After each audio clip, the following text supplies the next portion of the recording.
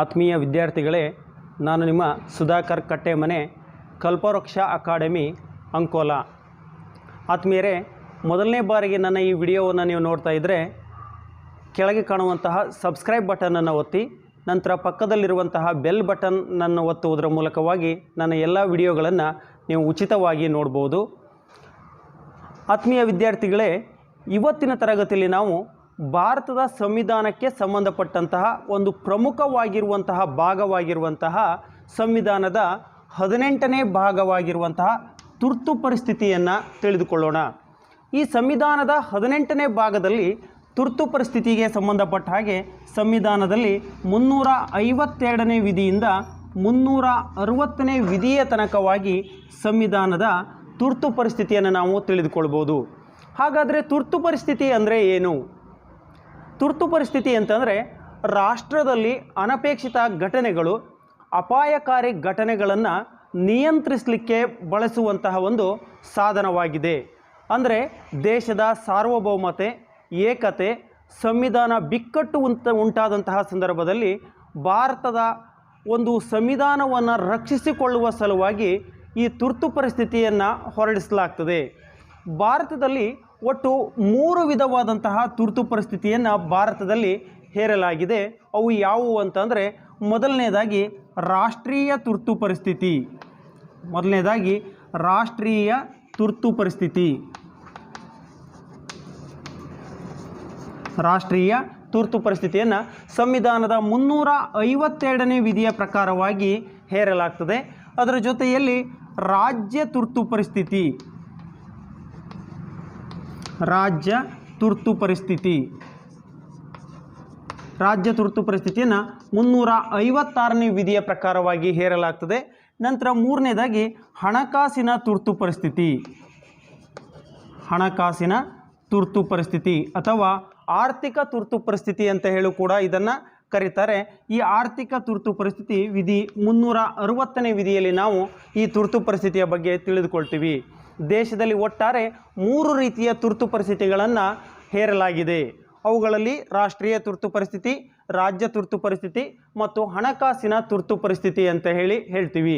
ಆದರೆ ಇವತ್ತಿನ ತರಗತಿಯಲ್ಲಿ ನಾವು ಇಲ್ಲಿ ರಾಷ್ಟ್ರೀಯ ತುರ್ತು ಪರಿಸ್ಥಿತಿಗೆ ಸಂಬಂಧಪಟ್ಟಂತಹ ಹಲವಾರು ವಿಷಯಗಳನ್ನು ತಿಳಿದುಕೊಳ್ಳೋಣ. ರಾಷ್ಟ್ರೀಯ ತುರ್ತು ಪರಿಸ್ಥಿತಿ.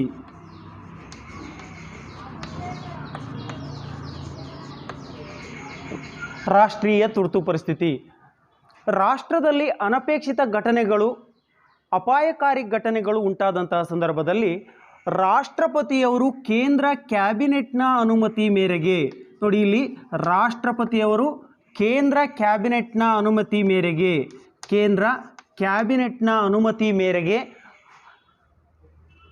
ದೇಶಕ್ಕೆ ಅಥವಾ ದೇಶದ ಯಾವುದೇ ಭಾಗಕ್ಕೆ ಹೊರಗಿನ ಆಕ್ರಮಣಗಳು ಉಂಟಾದಂತಹ ಸಂದರ್ಭದಲ್ಲಿ ಸಂವಿಧಾನದ 352ನೇ ವಿಧಿಯ ಪ್ರಕಾರವಾಗಿ ಈ ರಾಷ್ಟ್ರೀಯ ತುರ್ತು ಪರಿಸ್ಥಿತಿಯನ್ನು ರಾಷ್ಟ್ರಪತಿಗಳು ಘೋಷಿಸ್ತಾರೆ. ಅಂದರೆ ರಾಷ್ಟ್ರಪತಿಯವರು ಕೇಂದ್ರ ಕ್ಯಾಬಿನೆಟ್ ಅಥವಾ ಕೇಂದ್ರ ಮಂತ್ರಿಮಂಡಲ ಅಂತ ಹೇಳಿ ಕೂಡ ಕರಿಬೋದು. ಇದನ್ನು ಕೇಂದ್ರ ಮಂತ್ರಿಮಂಡಲದ ಅನುಮತಿ ಮೇರೆಗೆ ದೇಶಕ್ಕೆ ಅಥವಾ ದೇಶದ ಯಾವುದೋ ಒಂದು ಹೊರಗಿನ ಭಾಗಕ್ಕೆ ಯಾವುದಾದರೂ ರೀತಿಯಾದಂತಹ ಒಂದು ಆಕ್ರಮಣವಾದರೆ ಈ ರಾಷ್ಟ್ರೀಯ ತುರ್ತು ಪರಿಸ್ಥಿತಿಯನ್ನು ರಾಷ್ಟ್ರಪತಿಯವರು ಘೋಷಿಸ್ತಾರೆ.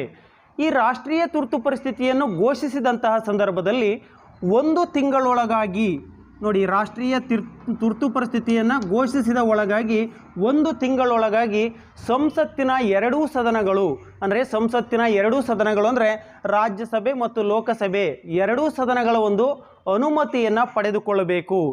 ಒಂದು ಪಕ್ಷ ರಾಜ್ಯಸಭೆ ಅಥವಾ ಲೋಕಸಭೆ ಇರಲಿಲ್ಲ, ಅದು ಒಂದು ಲೋಕಸಭೆ ವಿಸರ್ಜನೆಯಾಗಿದ್ದರೆ ರಾಜ್ಯಸಭೆಯಿಂದ ಅನುಮತಿಯನ್ನು ಪಡೆದುಕೊಂಡರೂ ಕೂಡ ಪರವಾಗಿಲ್ಲ ಆಗಿರ್ತದೆ.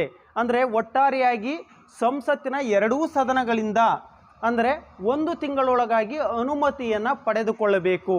ಇದೇ ರೀತಿಯಲ್ಲಿ ಅನುಮತಿಯನ್ನು ಪಡೆದುಕೊಳ್ಳುತ್ತಾ ಅನಿರ್ದಿಷ್ಟ ಅವಧಿಯವರೆಗೆ ಅದನ್ನು ಮುಂದೂಡಬಹುದಾಗಿದೆ. ಅಂದರೆ 1 ತಿಂಗಳೊಳಗಾಗಿ ಅನುಮತಿಯನ್ನು ಪಡೆದುಕೊಂಡ ನಂತರ ಅದೇ ರೀತಿಯಾಗಿ ಪ್ರತಿ 6 ತಿಂಗಳಿಗೊಮ್ಮೆ ಸಂಸತ್ತಿನ ಅನುಮತಿಯನ್ನು ಪಡೆದುಕೊಳ್ಳುತ್ತಾ ಅನಿರ್ದಿಷ್ಟ ಅವಧಿಯವರೆಗೆ ಈ ರಾಷ್ಟ್ರೀಯ ತುರ್ತು ಪರಿಸ್ಥಿತಿಯನ್ನು ಮುಂದೂಡಬಹುದಾಗಿದೆ. ಇಲ್ಲಿ ರಾಷ್ಟ್ರೀಯ ತುರ್ತು ಪರಿಸ್ಥಿತಿಯನ್ನು ಜಾರಿಗೊಳಿಸಿದಂತಹ ಒಂದು ಸಂದರ್ಭದಲ್ಲಿ ಯಾವ ರೀತಿಯ ಪರಿಣಾಮಗಳು ಉಂಟಾಗುತ್ತವೆ ಅಂದರೆ, ರಾಷ್ಟ್ರಕ್ಕೆ ಯಾವುದೋ ಹೊರಗಿನಿಂದ ಒಂದು ಆಕ್ರಮಣವಾಗಿದೆ ಅಂದರೆ, ರಾಷ್ಟ್ರ ಅಂದರೆ ಇಡೀ ದೇಶಕ್ಕೆ ಯಾವುದೋ ರೀತಿಯಾದಂತಹ ಒಂದು ಭದ್ರತೆ ಉಂಟಾಗಿದೆ, ಸಂವಿಧಾನ ಬಿಕ್ಕಟ್ಟು ಉಂಟಾಗಿದೆ, ಆವಾಗ ಇಡೀ ರಾಷ್ಟ್ರವೇ ತನ್ನ ಒಂದು ಆಡಳಿತವನ್ನು ನಿಲ್ಲಿಸಿರ್ತದೆ. ಅಂತಹ ಸಂದರ್ಭದಲ್ಲಿ ಇಡೀ ರಾಷ್ಟ್ರ ಅಂದರೆ ಇಡೀ ದೇಶವೇ ಒಂದು ಆಡಳಿತವನ್ನು ನಿಲ್ಲಿಸಿರುವಂತಹ ಸಂದರ್ಭದಲ್ಲಿ ಯಾವ ರೀತಿಯ ಪರಿಣಾಮಗಳು ಉಂಟಾಗ್ತವೆ ಎಂಬುದನ್ನು ಈಗ ತಿಳ್ಕೊಳ್ಳೋಣ. ಇಲ್ಲಿ ಮುಖ್ಯವಾಗಿ ರಾಷ್ಟ್ರೀಯ ತುರ್ತು ಪರಿಸ್ಥಿತಿಯನ್ನು ಘೋಷಿಸಿದಂತಹ ಸಂದರ್ಭದಲ್ಲಿ ಸಂಸತ್ತಿನ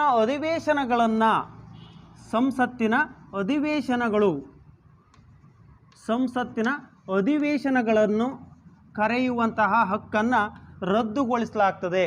ಅಂದರೆ ಇಡೀ ರಾಷ್ಟ್ರವೇ ಒಂದು ತುರ್ತು ಪರಿಸ್ಥಿತಿಯನ್ನು ಎದುರಿಸ್ತಿದೆ ಅಂತಹ ಒಂದು ಸಂದರ್ಭದಲ್ಲಿ ಇಲ್ಲಿ ಸಂಸತ್ತು ತನ್ನ ಅಧಿವೇಶನಗಳನ್ನು ಕರೆಯುವುದನ್ನು ರದ್ದುಗೊಳಿಸ್ತದೆ ಮುಖ್ಯವಾಗಿ. ನಂತರ ಹೇಬಿಯಸ್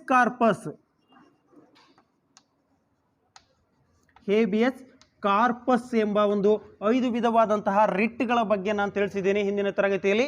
ಹೇಬಿಯಸ್ ಕಾರ್ಪಸ್ ಎಂಬ ಒಟ್ಟು 5 ವಿಧವಾದಂತಹ ರಿಟ್ ಇದಾವಲ್ಲ, ಈ ರೀತಿಯ ಸ್ವರೂಪದ ರಿಟ್ಗಳನ್ನು ಹೈಕೋರ್ಟ್ ಪ್ರಕಟಿಸುವುದನ್ನು ರದ್ದುಗೊಳಿಸ್ತದೆ.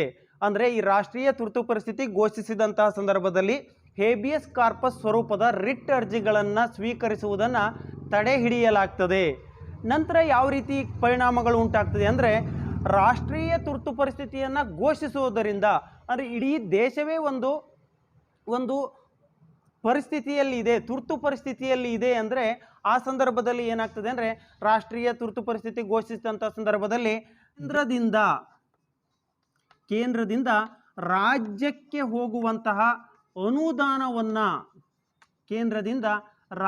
ಹೋಗುವಂತಹ ಅನುದಾನ ಏನಿದೆ ಆ ಅನುದಾನವನ್ನು ಕಡಿತಗೊಳಿಸುವಂತಹ ಅಧಿಕಾರವನ್ನು ಕೇಂದ್ರ ಸರ್ಕಾರ ಹೊಂದಿದೆ. ಅಥವಾ ಕಡಿತಗೊಳಿಸಬಹುದು ಅಥವಾ ಅದರನ್ನು ತಡೆ ಹಿಡಿಯುವಂತಹ ಒಂದು ಅಧಿಕಾರವೂ ಕೂಡ ಕೇಂದ್ರ ಸರ್ಕಾರಕ್ಕಿದೆ. ಅಂದರೆ ಈ ರಾಷ್ಟ್ರೀಯ ತುರ್ತು ಪರಿಸ್ಥಿತಿ ಜಾರಿ ಇದ್ದಂತಹ ಸಂದರ್ಭದಲ್ಲಿ ಕೇಂದ್ರ ಸರ್ಕಾರ ಯಾವ ರೀತಿ ಕೆಲಸ ಕಾರ್ಯಗಳನ್ನು ಹೇಳುತ್ತದೆಯೋ ಅದೇ ರೀತಿಯಲ್ಲಿ ರಾಜ್ಯ ಸರ್ಕಾರ ನಡೆದುಕೊಳ್ಬೇಕಾಗ್ತದೆ. ಕೇಂದ್ರ ಸರ್ಕಾರ ಯಾವ ರೀತಿ ಕೆಲಸ ಕಾರ್ಯಗಳನ್ನು ಹೇಳ್ತದೆಯೋ ಆ ಎಲ್ಲ ಕೆಲಸ ಕಾರ್ಯಗಳನ್ನು ರಾಜ್ಯ ಸರ್ಕಾರ ನಡೆದುಕೊಳ್ಬೇಕಾಗ್ತದೆ.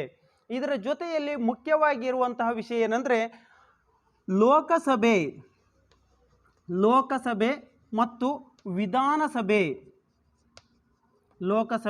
ಮತ್ತು ವಿಧಾನಸಭೆಯ ಅಧಿಕಾರಾವಧಿ ಏನಾಗಿದೆ ಅಂದರೆ 5 ವರ್ಷಗಳ ತನಕ ಇರ್ತದೆ. ಲೋಕಸಭೆ ಮತ್ತು ವಿಧಾನಸಭೆಯ ಅಧಿಕಾರಾವಧಿ 5 ವರ್ಷಗಳಾಗಿರ್ತದೆ. ಆದರೆ ಈ ರಾಷ್ಟ್ರೀಯ ತುರ್ತು ಪರಿಸ್ಥಿತಿ ಜಾರಿಗೊಳಿಸಿದಂತಹ ಸಂದರ್ಭದಲ್ಲಿ ಈ ಲೋಕಸಭೆ ಮತ್ತು ವಿಧಾನಸಭೆಯ ಅವಧಿಯನ್ನು 1 ವರ್ಷಗಳ ಕಾಲ ಮುಂದೂಡಬಹುದಾಗಿದೆ.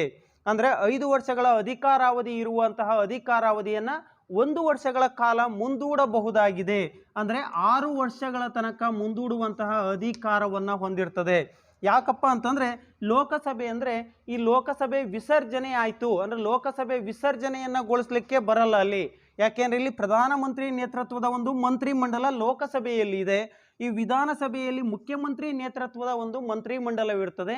ಆದ ಕಾರಣದಿಂದಾಗಿ ಅವೆರಡನ್ನೂ ಕೂಡ ವಿಸರ್ಜಿಸಲಿಕ್ಕೆ ಆಗದೇ ಇರುವಂತಹ ಕಾರಣದಿಂದಾಗಿ ರಾಷ್ಟ್ರೀಯ ತುರ್ತು ಪರಿಸ್ಥಿತಿ ಜಾರಿಗೊಂಡಂತಹ ಸಂದರ್ಭದಲ್ಲಿ ಲೋಕಸಭೆ ಮತ್ತು ವಿಧಾನಸಭೆಯ ಅವಧಿಯನ್ನು 1 ವರ್ಷಗಳ ಕಾಲ ಮುಂದೂಡುವಂತಹ ಕೆಲಸವನ್ನು ಮಾಡಬಹುದಾಗಿದೆ. ಅದರ ಜೊತೆಯಲ್ಲಿ ಮುಖ್ಯವಾಗಿರುವಂತಹ ಇನ್ನೊಂದು ಪರಿಣಾಮ ಉಂಟಾಗ್ತದೆ ಏನಂದರೆ, ರಾಜ್ಯ ಪಟ್ಟಿಯಲ್ಲಿರುವಂತಹ ಯಾವುದೇ ವಿಷಯದ ಬಗ್ಗೆ ಕಾನೂನನ್ನು ಹೊರಡಿಸುವಂತಹ ಅಧಿಕಾರವನ್ನು ಹೊಂದಿರ್ತದೆ.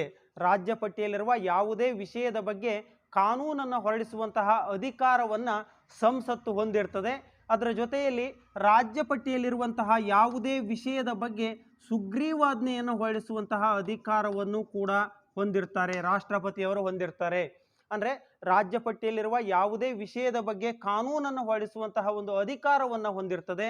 ಅದರ ಜೊತೆಯಲ್ಲಿ ರಾಜ್ಯ ಪಟ್ಟಿಯಲ್ಲಿರುವಂತಹ ಯಾವುದೇ ವಿಷಯದ ಬಗ್ಗೆ ಸುಗ್ರೀವಾಜ್ಞೆಯನ್ನು ಹೊರಡಿಸುವಂತಹ ಒಂದು ಅಧಿಕಾರವನ್ನು ಕೂಡ ಈ ರಾಷ್ಟ್ರೀಯ ತುರ್ತು ಪರಿಸ್ಥಿತಿ ಸಂದರ್ಭದಲ್ಲಿ ರಾಷ್ಟ್ರಪತಿಯವರು ಹೊಂದಿರ್ತಾರೆ.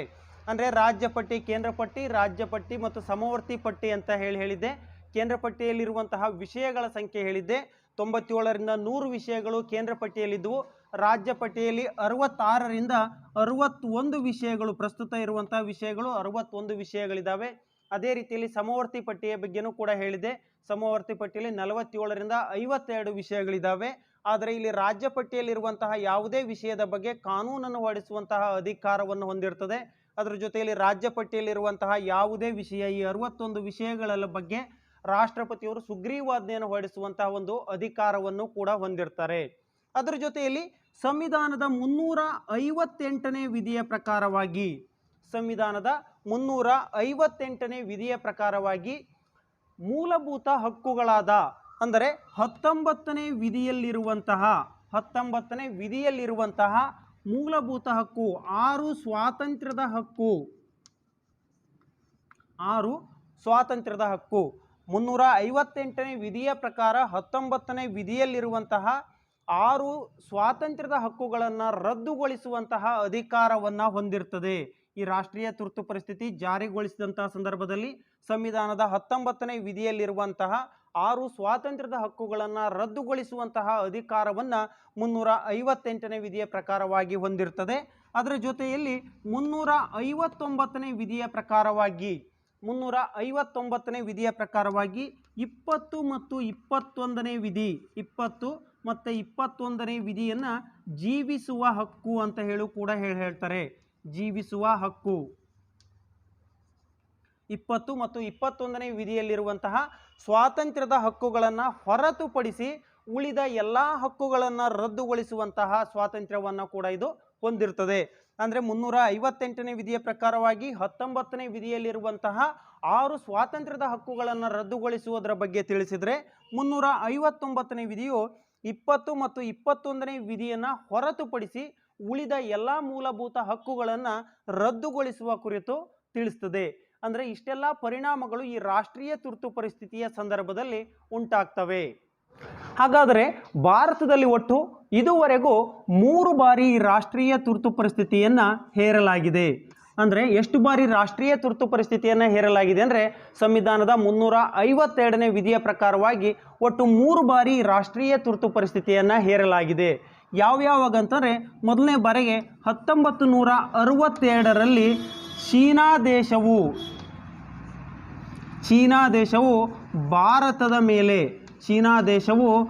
ಭಾರತದ ಉತ್ತರ ಗಡಿಯ ಮೇಲೆ ಆಕ್ರಮಣವನ್ನು ಮಾಡಿತ್ತು. ಚೀನಾ ದೇಶ ಭಾರತದ ಉತ್ತರ ಗಡಿಯ ಮೇಲೆ ಆಕ್ರಮಣವನ್ನು ಮಾಡಿತ್ತು. ಆ ಸಂದರ್ಭದಲ್ಲಿ 1962ರಲ್ಲಿ ಪ್ರಧಾನಮಂತ್ರಿಯಾಗಿರುವಂತಹ ನೆಹರೂರವರ ಸಲಹೆ ಮೇರೆಗೆ ರಾಷ್ಟ್ರಪತಿಯಾಗಿರುವಂತಹ ರಾಧಾಕೃಷ್ಣನ್ ರವರು ಈ ರಾಷ್ಟ್ರೀಯ ತುರ್ತು ಪರಿಸ್ಥಿತಿಯನ್ನು ಘೋಷಿಸಿದರು. 1962ರಲ್ಲಿ ಚೀನಾ ದೇಶವು ಭಾರತದ ಉತ್ತರ ಗಡಿಯ ಮೇಲೆ ಆಕ್ರಮಣವನ್ನು ಮಾಡಿತ್ತು. ಆ ಸಂದರ್ಭದಲ್ಲಿ ರಾಧಾಕೃಷ್ಣನ್ ರವರು ಪ್ರಧಾನಮಂತ್ರಿ ನೆಹರೂರವರ ಸಲಹೆ ಮೇರೆಗೆ ಈ ರಾಷ್ಟ್ರೀಯ ತುರ್ತು ಪರಿಸ್ಥಿತಿಯನ್ನು ಘೋಷಿಸಿದರು. ನಂತರ ಎರಡನೇದಾಗಿ 1971ರಲ್ಲಿ ಭಾರತ ಮತ್ತು ಪಾಕಿಸ್ತಾನದ ನಡುವೆ ಯುದ್ಧ ಆಗಿತ್ತು. 1971ರಲ್ಲಿ ಭಾರತ ಮತ್ತು ಪಾಕಿಸ್ತಾನದ ವಿರುದ್ಧವಾಗಿ ಯುದ್ಧ ಆಗಿತ್ತು. ಅಂತಹ ಸಂದರ್ಭದಲ್ಲಿ ಪ್ರಧಾನಮಂತ್ರಿಯಾಗಿರುವಂತಹ ಇಂದಿರಾ ಗಾಂಧಿಯವರ ಸಲಹೆ ಮೇರೆಗೆ ರಾಷ್ಟ್ರಪತಿಯಾಗಿರುವಂತಹ ವಿ ವಿ ಗಿರಿಯವರು ಈ ರಾಷ್ಟ್ರೀಯ ತುರ್ತು ಪರಿಸ್ಥಿತಿಯನ್ನು ಘೋಷಿಸಿದ್ದರು. ನಂತರ ಕೊನೆಯದಾಗಿ ಮೂರನೆಯ ಒಂದು ತುರ್ತು ಪರಿಸ್ಥಿತಿ ಅಂದರೆ 1975ರಲ್ಲಿ ಆಂತರಿಕ ತುರ್ತು ಪರಿಸ್ಥಿತಿಯನ್ನು ಹೇರಿದ್ದರು. 1975ರಲ್ಲಿ ಇಂದಿರಾ ಗಾಂಧಿಯವರು ಪ್ರಧಾನಮಂತ್ರಿಯಾಗಿರುವಂತಹ ಸಂದರ್ಭದಲ್ಲಿ ಅಲ್ಲಿಯ ಒಂದು ಫಕ್ರುದ್ದೀನ್ ಅಲಿ ಅವರು ರಾಷ್ಟ್ರಪತಿಯವರಾಗಿದ್ದರು. ಅವರ ಮೇರೆಗೆ ಒಂದು ರಾಷ್ಟ್ರೀಯ ತುರ್ತು ಪರಿಸ್ಥಿತಿಯನ್ನು ಹೇರಿದ್ದರು. ಯಾವ ಸಂದರ್ಭದಲ್ಲಿ ಅಂತಂದರೆ, ರಾಜನಾರಾಯಣ್ ಸಿಂಗ್ ಎಂಬುವರು ಪ್ರಧಾನಮಂತ್ರಿಯಾದಂತಹ ಇಂದಿರಾ ಗಾಂಧಿಯ ವಿರುದ್ಧ ಸೋತಿದ್ದರು. ಅವರು ಚುನಾವಣೆಯಲ್ಲಿ ಒಂದು ಅಕ್ರಮ ನಡೆದಿದೆ, ಇಂದಿರಾ ಗಾಂಧಿಯವರು ಚುನಾವಣೆಯಲ್ಲಿ ಜಯಿಸಿಲ್ಲ, ಆದರೆ ಚುನಾವಣೆಯಲ್ಲಿ ಒಂದು ಅಕ್ರಮ ನಡೆದಿದೆ ಎಂದು ಹೈಕೋರ್ಟ್ಗೆ ಅವರು ದಾವೆಯನ್ನು ಹೂಡಿದ್ದರು. ಅಂತಹ ಸಂದರ್ಭದಲ್ಲಿ ಇಂದಿರಾ ಗಾಂಧಿಯವರು ಫಕ್ರುದ್ದೀನ್ ಅಲಿ ರಾಷ್ಟ್ರಪತಿಯಾಗಿರುವಂತಹ ಫಕ್ರುದ್ದೀನ್ ಅಲಿ ಅವರಿಗೆ ಒಂದು ಹೇಳುವುದರ ಮೂಲಕವಾಗಿ ಇಂದಿರಾ ಗಾಂಧಿಯವರು ಈ ರಾಷ್ಟ್ರೀಯ ತುರ್ತು ಪರಿಸ್ಥಿತಿಯನ್ನು ಘೋಷಿಸಿದರು. ಒಟ್ಟು 3 ಬಾರಿ ರಾಷ್ಟ್ರೀಯ ತುರ್ತು ಪರಿಸ್ಥಿತಿಯನ್ನು ಹೇರಿದರು. 1972ರಲ್ಲಿ ಚೀನಾ ದೇಶ ಭಾರತದ ಮೇಲೆ ಆಕ್ರಮಣವನ್ನು ಮಾಡಿದಂಥ ಸಂದರ್ಭದಲ್ಲಿ, 1971ರಲ್ಲಿ ಭಾರತ ದೇಶ ಮತ್ತು ಪಾಕಿಸ್ತಾನದ ಯುದ್ಧದ ಸಂದರ್ಭದಲ್ಲಿ, ಮತ್ತು 1975ರಲ್ಲಿ ಆಂತರಿಕ ತುರ್ತು ಪರಿಸ್ಥಿತಿಯನ್ನು ಘೋಷಿಸುವುದರ ಮೂಲಕವಾಗಿ ಒಟ್ಟು ಭಾರತದಲ್ಲಿ 3 ಬಾರಿ ರಾಷ್ಟ್ರೀಯ ತುರ್ತು ಪರಿಸ್ಥಿತಿಯನ್ನು ಹೇರಲಾಗಿತ್ತು. ಇಷ್ಟು ಈ ರಾಷ್ಟ್ರೀಯ ತುರ್ತು ಪರಿಸ್ಥಿತಿಗೆ ಸಂಬಂಧಪಟ್ಟಂತಹ ವಿಷಯವಾಗಿದೆ. ಇನ್ನು ಮುಂದಿನ ತರಗತಿಯಲ್ಲಿ ರಾಜ್ಯ ತುರ್ತು ಪರಿಸ್ಥಿತಿ ಮತ್ತು ಹಣಕಾಸಿನ ತುರ್ತು ಪರಿಸ್ಥಿತಿಯ ಬಗ್ಗೆ ತಿಳಿದುಕೊಳ್ಳೋಣ. Thank you.